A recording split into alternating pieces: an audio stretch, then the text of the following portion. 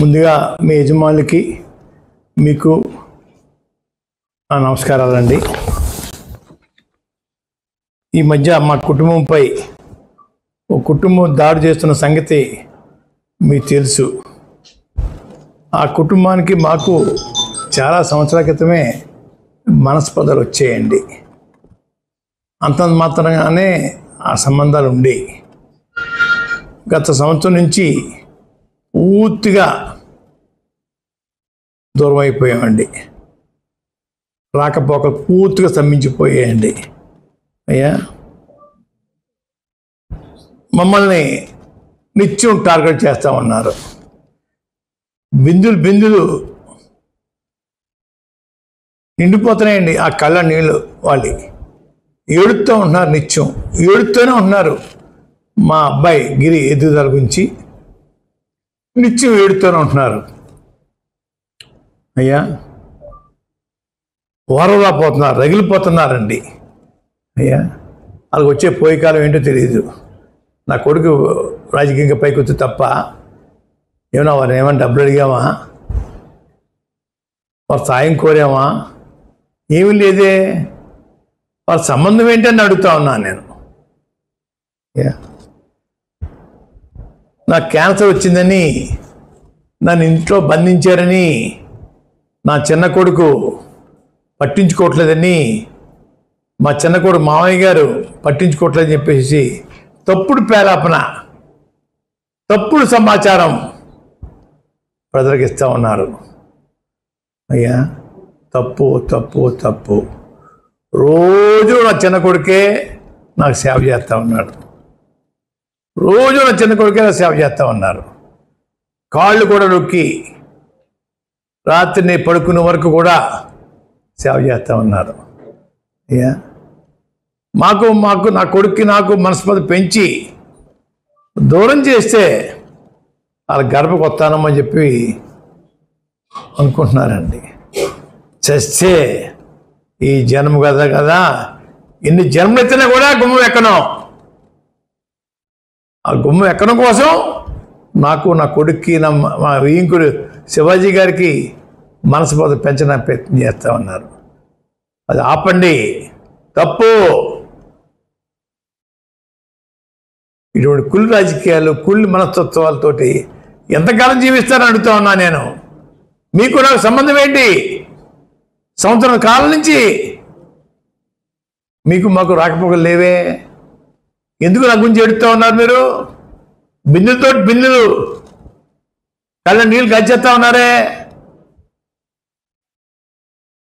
నా కొడుకు రాజకీయాలు రావటం వాళ్ళకి కంటికి చూడలేకపోతున్నారు, ఆ కంటితోటి.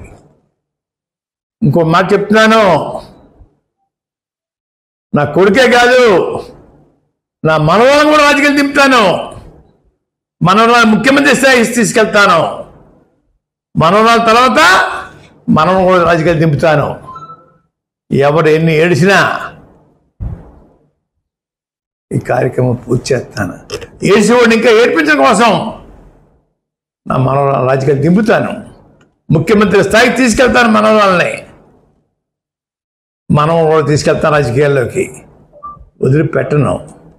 ఎవడో ఏడుతున్నారని చెప్పేసి వదిలేస్తాను రాజకీయాలు నేను. వీళ్ళకి నాకు సంబంధం ఏంటి? అయ్యా, గుర్తుపెట్టుకోండి, జాగ్రత్త. పిచ్చిగా వాక్కండి, పిచ్చిగా తప్పుడు సమాచారం ప్రజలకు ఇవ్వకండి.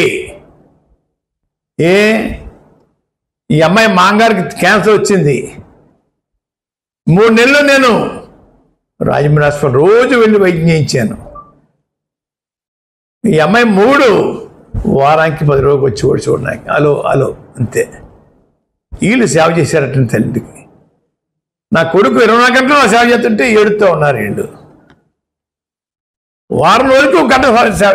ప్రతి మనిషి రోజు 2-3 మాత్రలు మింగుతాడు. అటువంటి మనిషి నేను.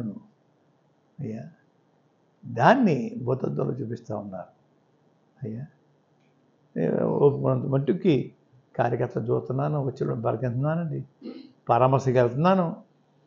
మొన్నొక్క రోజు మా 4వ తారీఖు ఫంక్షన్కి హాజరు అవ్వలేకపోయింది తప్ప ఏ ఫంక్షన్ మానలేదు నేనండి.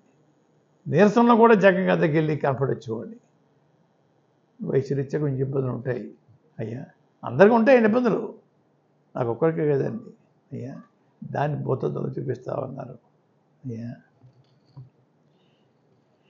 మనం చూశానండి మొన్న మా రైల్వే కేసు ప్రభుత్వం తిరగదోడుతుంది గౌరవ హైకోర్టు పర్మిషన్ తోటి అని పేపర్లో వచ్చిందండి.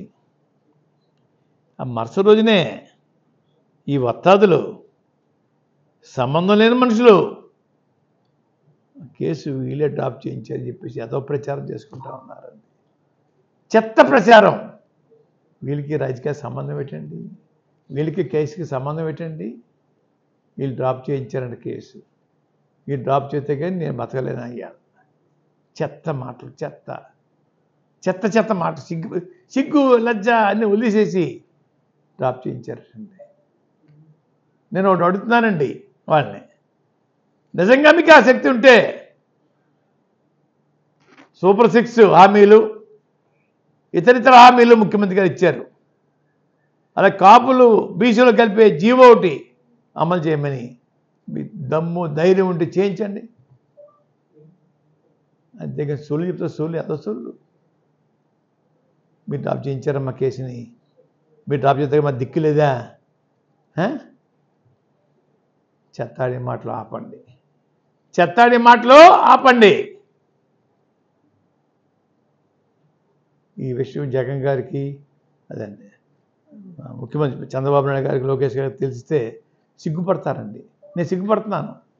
ప్రభుత్వంలో పెద్దలు చెప్పవలసిన మాటలు అనామకులు నోటంట మీకు కేసు డ్రాప్ చేయించేసామని మాట చాలా చాండాలంగా మాట్లాడడం అనేది ముఖ్యమంత్రి గారికి చింతనమే. విన్నా కూడా మేము చింతనగా ఫీల్ అవుతున్నాను. ముఖ్యమంత్రి గారి దీని మీద కొంచెం చర్య తీసుకోండి. చెత్తాడే మనుషులు ఇష్టం వచ్చినట్టు మాట్లాడుతూ ఉన్నారు. వారి సంబంధం ఏంటండి?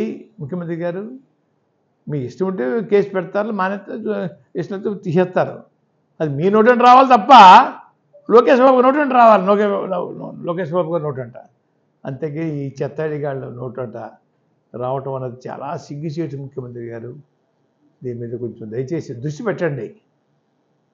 వీళ్ళు ఎవరు? వీళ్ళ సంబంధం ఏంటి? దృష్టి పెట్టమని కోరుకుంటా ఉన్నాను. మీ చీప్ పబ్లిసిటీ కోసం దిగజారి బతకండి,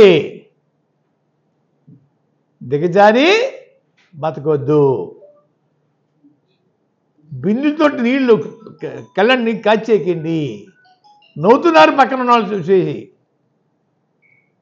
ఆపండి.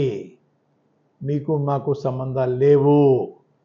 ఈ జన్మ కాదు, ఎన్ని జన్మలు ఎత్తినా కూడా మీకు మాకు సంబంధాలు ఉండవు ఉండవు ఉండవు ఉండవు. అనవసరంగా నా ప్రస్తావన తేకండి. అనవసరంగా నా ప్రస్తావన తేకండి. మీ ప్రస్తావన మీరు తేటలేదు, నా ప్రస్తావన తేవాలి. మీరు మీకు సంబంధం ఏంటి అడుగుతూ ఉన్నాను.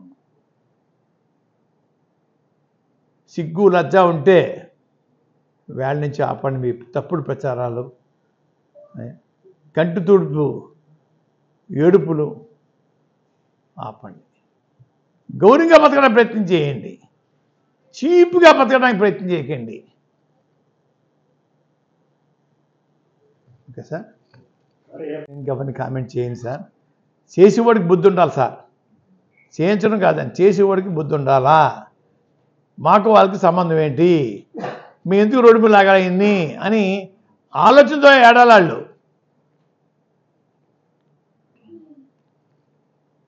ఎవరు చేస్తున్నారు? మనం ఒకరి మీద నెపం వేయడం తప్పండి, వేయను. వీళ్ళకి బుద్ధి ఉండాలా. ఆయనకి మాకు సంబంధం ఏంటి, 1 year అయింది కదా, సంబంధం కట్ అయిపోయి అనే ఆలోచన వీళ్ళకి ఏడాలండి.